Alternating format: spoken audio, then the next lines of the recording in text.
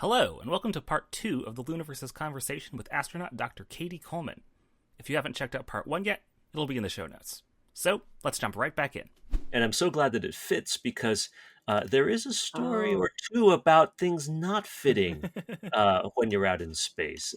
You got to tell us a little bit about that because I still feel a little bit, I don't know, offended, Miffed. uh, miffed, or whatever, that NASA like actually removed the size of spacesuit that would fit a whole bunch of crew members.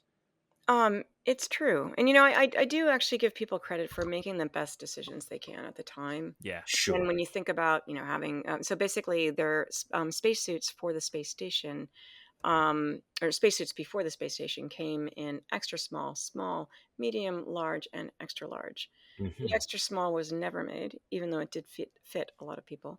So Mm. there's a small, which I wore, and a medium, large, extra large. And they said, for the space station, we don't have the room, we don't have the money and we don't have the time to be checking out all these different combinations of suits. So we're going to get rid of the smalls and the extra larges. Hmm. Wow. And that lasted a couple months until they realized that some of the larger people Hmm. could not fit in the large spacesuit and they needed the extra large. So they brought Wow. that back. And the small suits fit, at least a third of the women were affected by the fact that the small suit was going away. Wow. And there's a phrase. I mean, a phrase that the sentence that I remember was, "We've looked at," because a real person that I know, looked at the audience of astronauts on a Monday morning and explained the logic behind this decision, and said, "We've looked ahead at the manifest, and we have all the spacewalkers that we need." Rude. Oh my There goodness. really couldn't be a better way to say, you know, We we don't. don't Uh-huh. really value you Yeah. on the crew. And Yeah. I mean, it's not something, I mean, it's certainly never personal, but I Yeah. don't know that people understood what a large effect it would have, which Yeah. was that when we go up in a capsule that has 3 seats, or we're going to be a 3-person crew up on the space station, US, and 3-person Russian, right? Yeah. And Hmm. so in that at times we're going to be alone. So 3 people. We need 2 spacewalkers because we don't go out alone, right? Hmm. And then we need a backup. And that means that every person who's going to go and live on the space station for a long duration mission had to be spacesuit qualified. Hmm. And that meant that all the small people like me had to get qualified in a bigger suit, bigger than they are, which is Dang. actually Jeez. quite hard. Yeah. Yeah. And it's not, I just think it's something to really think about because, it turns out that it's just, a lot of people, even people that are up there right now who are taller than me and bigger than me, Hmm. still would do better in a small suit because it all has to do with the volume inside when you're training. There's a lot of extra volume, and Hmm. it's when you're in the swimming pool Yeah. practicing because those suits do weigh 300 pounds. Wow. There's a giant air bubble that's dragging you up to the surface. And, Oh I'm man. sort of like making a motion, like, up in the air. And yet Yeah. I'm like, trying to go the other way and do something. And, from the camera views, the instructors it's so easy just to think, why doesn't she just turn a little bit and Uh-huh. put that wrench on that thing? And actually, you can't, and because you could go, hey, it's the way out. Let's weigh this out again. Let's fix this. But at a certain point, you can't do that too much because it'll just seem like you can't do anything. Hmm. That makes Well, sense. you're very gracious, Katie. The point perhaps is not to be angry at any individual, but sort of the concept that people are so easily underestimated or overlooked because of assumptions which really shouldn't be there. In the same way that you told the story about your friend Laura, Hmm. where the two of you both sort of sized each other up immediately and just figured, well, never mind. Right. That And in were we fact wrong? We were so wrong. Yeah. wrong beyond measure, right? And so now it's the same sort of thing. Only we got to do better when we're in this much more complex world, and certainly something as complicated and difficult as space, right? That And, just can't do because we really, you for the problems and the challenges that we're trying to solve, you really do need those other perspectives. that. Hmm. And Hmm. because everyone is going to have a different perspective, and I mean, standing, floating under the cupola windows, with my crew members, each of us looking out sees things differently. And I'll never forget actually being up there with Ron Garan, who was Hmm. one of the guys. We were up there for about 2 months together, Yeah. and Ron was up there and he was just grinning from ear to ear, which isn't always wrong. I mean, it's just not his like resting face. Okay. He's not frowny, but and I Mhm. was like, Ron, what's up? And he said, oh, I had a great day. And I had been listening to the communication, and I could tell it was like a hard day. And Mm. he was still sort of newly up there, and it's always hard to find stuff. And we help each other, but and I was like, well, what's up? And it's a nonprofit that Ron and Nicole Stotts, another astronaut, and some other folks had started Mm. to provide clean water down in Africa. Yeah. Oh, I believe in Kenya. I'm wow. always getting exactly. But so Mhm. basically, we were looking down, and he's looking down, going, it's not the same place down there, because they deployed millions of these filter straws where people Wow. could actually drink, water from the sewer even, and it would be clean enough for them to Neat. drink. That's Oh, really So, wow. wonderful. and I just thought, I mean, so in terms of perspectives, Mhm. I did everything on the schedule today. I talked to my family. I got ready Mhm. for tomorrow. I thought I was like, hey, good going, Katie, hey, yay.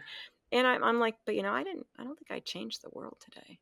Mm. So Mm. there's always a different perspective, but in trying to figure out, when these things happen, when you see people being overlooked, or you feel that way yourself, or you feel underestimated. Um, I think, but especially something where you just think, boy, if people could really see this, they would think again and not do it the same, right? Mhm. Mhm. So how do you make that change?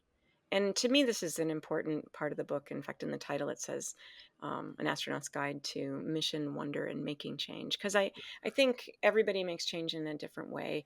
Mhm. My way is not necessarily like, okay, what do you mean? I'm not a very good arguer. If I was a Mm. better arguer, maybe it would be my way. But what do you mean you made that decision? It's wrong.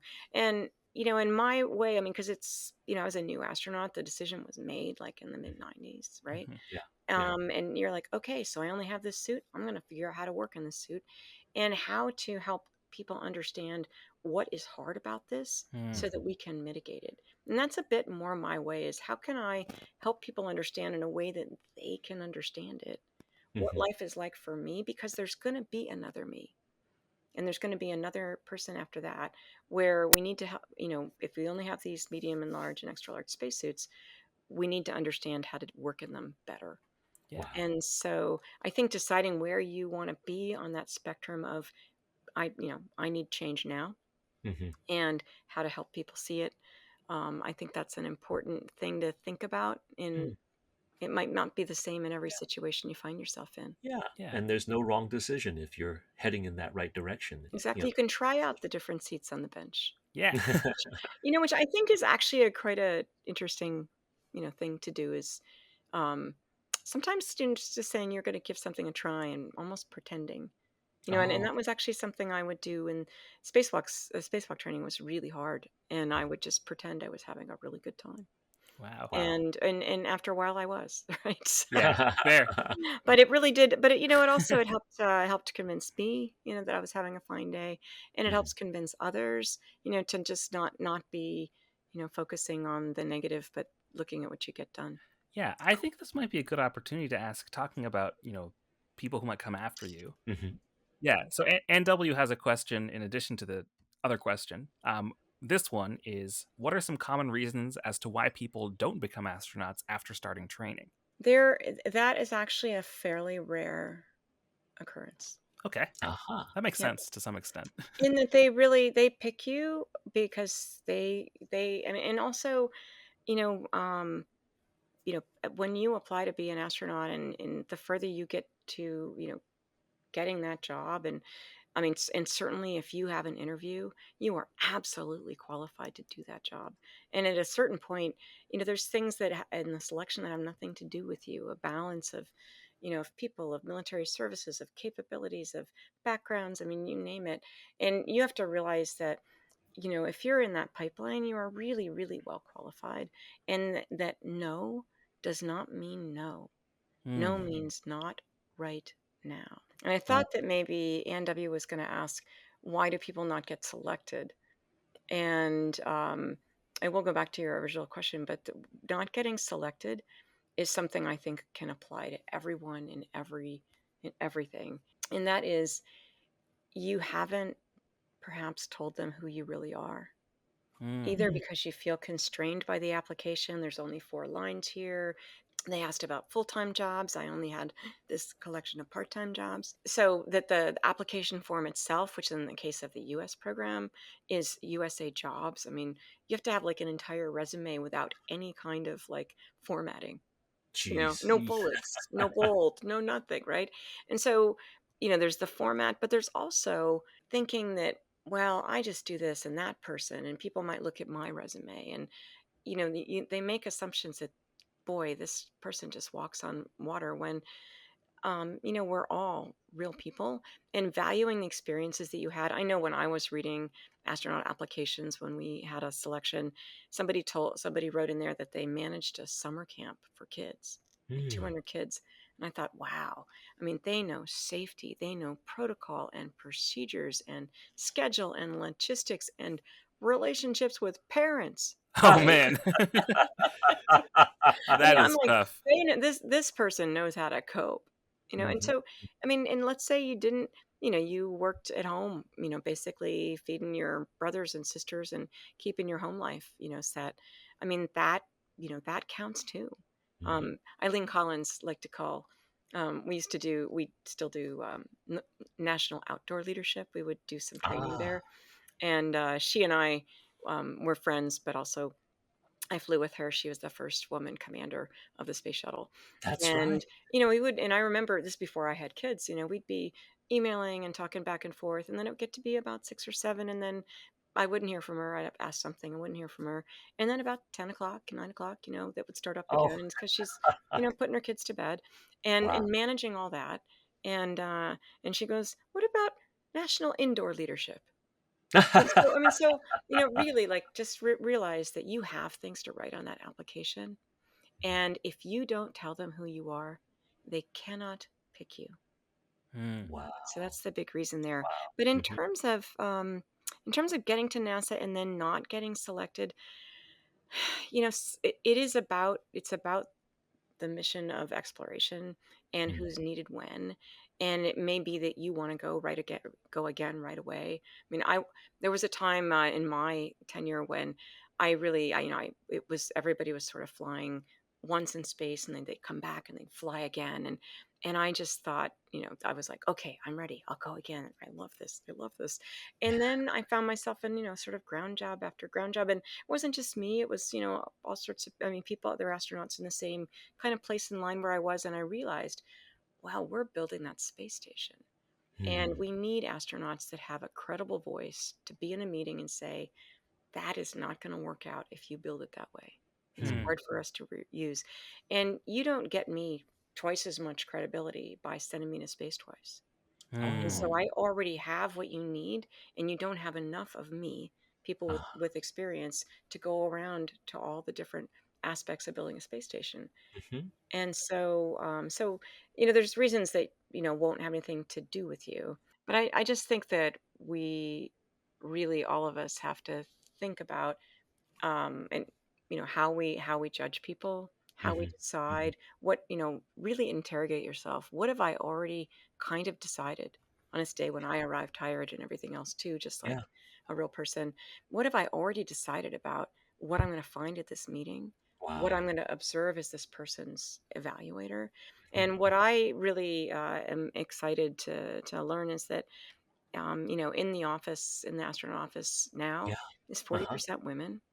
And Yay. just by having bigger numbers and more company, and you're all different. I mean, all the women are different from each other. Mhm. We're going to be making different decisions. They've got a real focus on how are we evaluating each other, and Yeah. how are we being evaluated, and looking, and they've taken that on, not through any official NASA thing, just taken those things on for themselves, because they're like, we are the space program, Yeah. and Yeah. we need to really keep an eye on what we do. Yeah, I think that's so important, and I'm sure that the people who are making those kinds of decisions aren't trying to purposely be discriminatory or anything like that. There's some sort of a built-in systemic, I don't want to call it bias, but maybe just something in their decision making that just I kind feel of, like it's okay to call it bias, even if it's not necessarily conscious bias all the time. yeah. I mean, I'm reminded of recently there was in the news there was Ed Dwight, who was one of the early Air Force candidates for an astronaut slot, Mm-hmm. and Mm-hmm. he wasn't selected, potentially because he was African American, and he finally got to go up into space on the New Shepard suborbital tourism uh, rocket that Jeff Bezos runs, Mm-hmm. and he got his day in the news, but it's just sort of Yeah. like that backstory there. It's like it's hard to say exactly what the reasons were, but it seems pretty clear to me at least that there's something involved that's bias. And in that story, I think there's a lot going on there. There was political things as well. Yeah, He had Mhm. direct support of President Kennedy. When President Kennedy passed away, that support wasn't there, yeah, right? Wow. Hmm. That's what I understood. It was interesting to me to speak with him, and not find that he wasn't an angry person. yeah, He Wow. ended up pursuing art and engineering, Oh. and he already was, uh,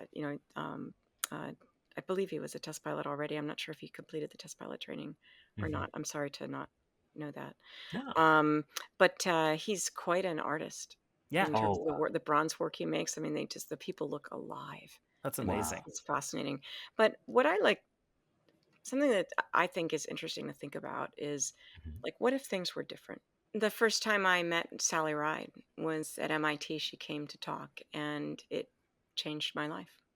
Mhm. And, what if back in the 60s, the 13 women who were Yeah, selected, to Mhm. undergo tests and did well at the tests, um, with a program that was shut down before they started the next phase of it, Yeah. what if, what would my life have been like? What would your Oh, lives be like yeah, if women had been in the astronaut corps in wow. the 60s, right?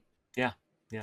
And Mhm. I think that all of us would have different horizons Mhm. because we'd be able to see ourselves. And something that so I just think it's really important to think about what a difference it makes now to Yeah. have such a diverse and smart and amazing crew up there on the space station now. Yeah.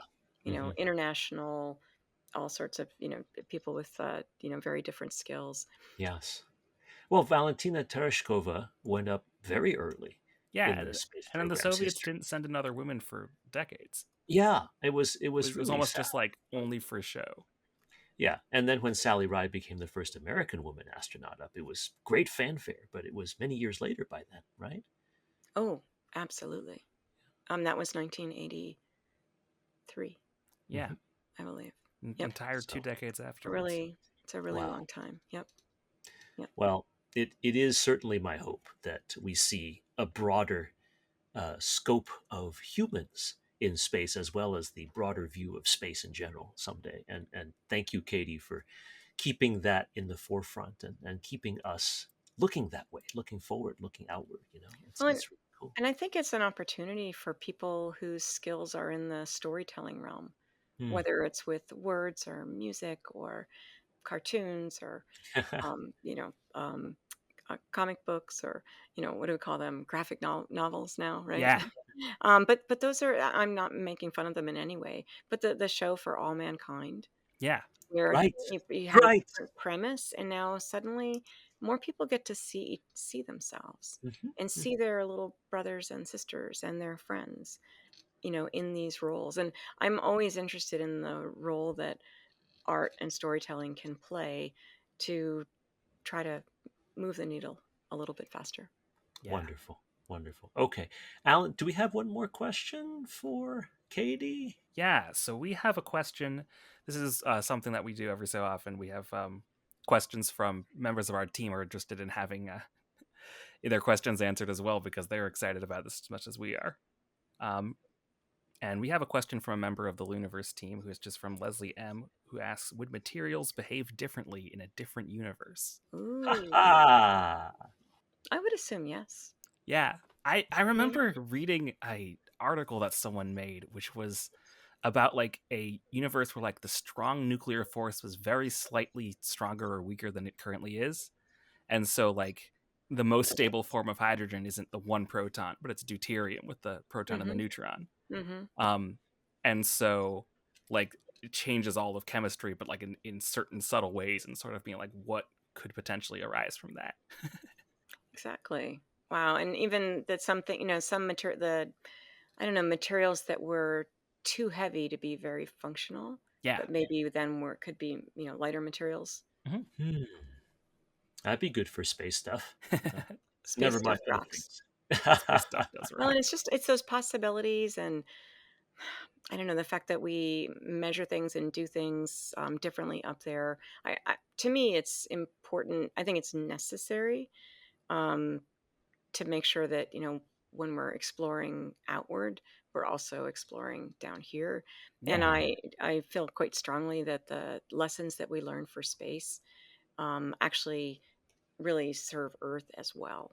And definitely. so learning how to grow things in a place where it's grow plants and food where in a place where it's hard to do that. hmm Um, we have vertical farming in Yeah, cities, yeah. and understanding what wavelengths of light or how much energy you really takes to grow things. And hmm to me, there's the sort of higher principle to think about is that space is compelling. Hmm. I Yeah. mean, Yeah, you guys, and I definitely. say guys because I'm looking at Alan and Chuck, you find different things to talk about, Yes. every podcast, right? Yeah. Because Yeah. space is compelling and you share that with people. And the fact that it's compelling is a tool. I mean, Mm. and in fact, it's not Definitely. fair. Like when somebody wants to make a, small computer down here, it took a lot longer to get support for that but then we're going to space with Apollo and everybody wants to make a small computer, Yeah. Yeah. right? And Good and that's point. I mean that's one example from the past, but if you said to a company that was on the breaking edge of designing new kinds of food, we'd like you to design food for space. I mean, Mm.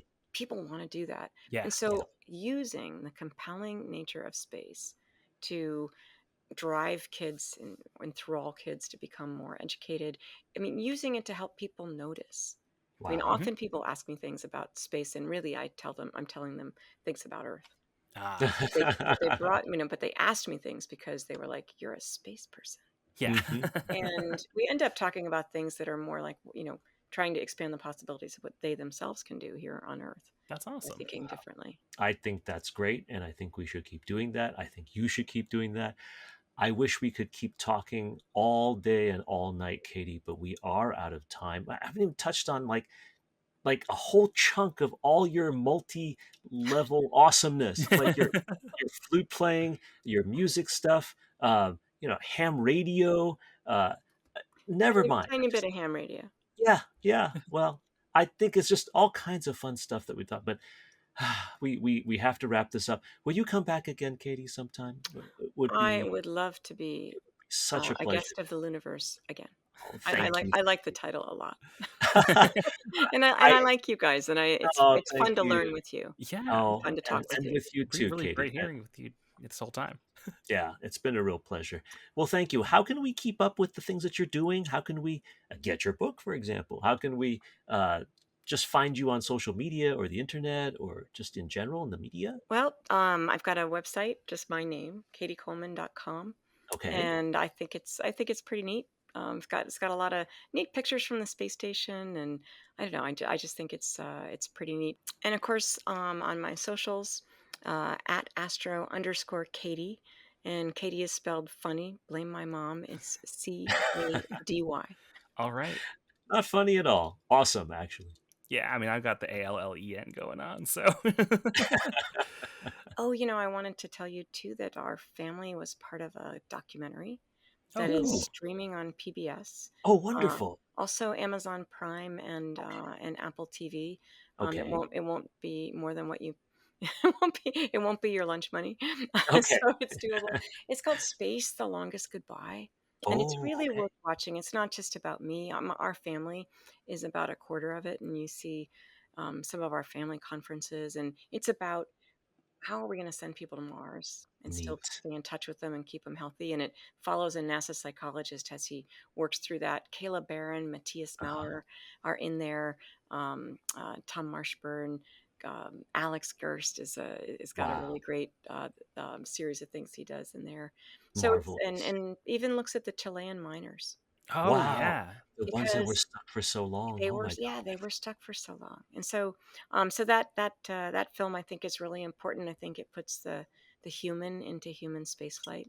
And Wonderful. NASA was a big partner on on the film as well All as right. PBS. Oh Let's cool. Um definitely look at it. and Space, the the longest shirts, goodbye. people love art. Yes. I Yes. I mean it's not it's more I don't open my eyes to a lot of different things to start to work with that company. And I Wonderful. mean I don't get any profits and Mhm. um, but it's Yeah. just makes you realize there's special people everywhere. So that's Yeah. people love art. You can search it. Yeah.